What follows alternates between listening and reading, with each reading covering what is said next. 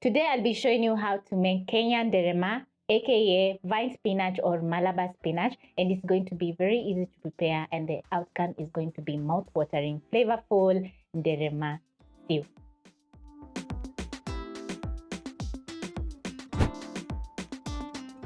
Nderema is a Kenyan leafy green vegetable that is very easy to prepare, and it has lots of benefits to our body. For example, it is rich in vitamin C and has lots of antioxidants that our body needs.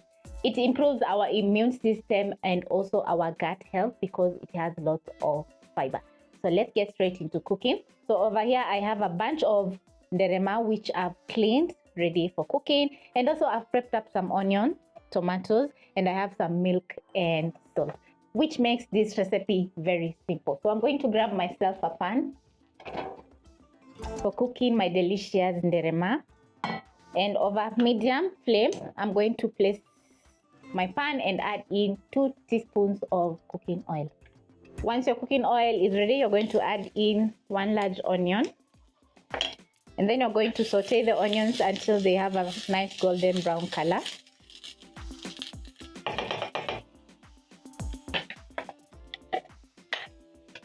As my onions are cooking, I'm going to add in some salt because it's going to drain water from the onions, and hence the onions are going to soften up very fast. Sauteing the onions is going to take around a minute, so watch over your onions.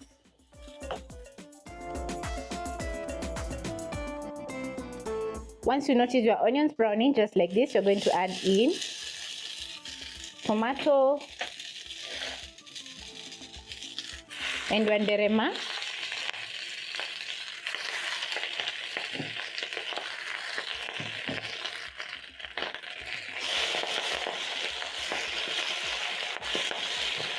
As the tomatoes are cooking, the nderema also is going to be wilting down and cooking. So this will take around a minute for the nderema to be fully wilted down. So keep stirring.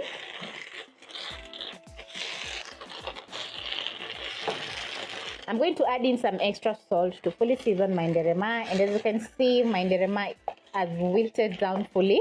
So I'm going to stir in the salt and let the nderema cook for around 2 to 3 minutes.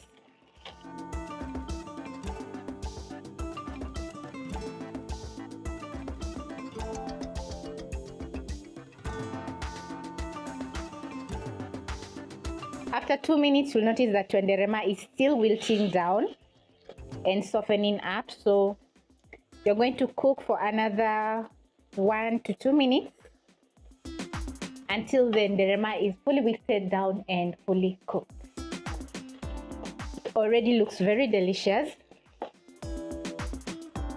So check the seasoning. If it's not perfect, you're going to be adding in more salt. Mine is perfectly seasoned. And after a minute, this is how your nderema should be looking like.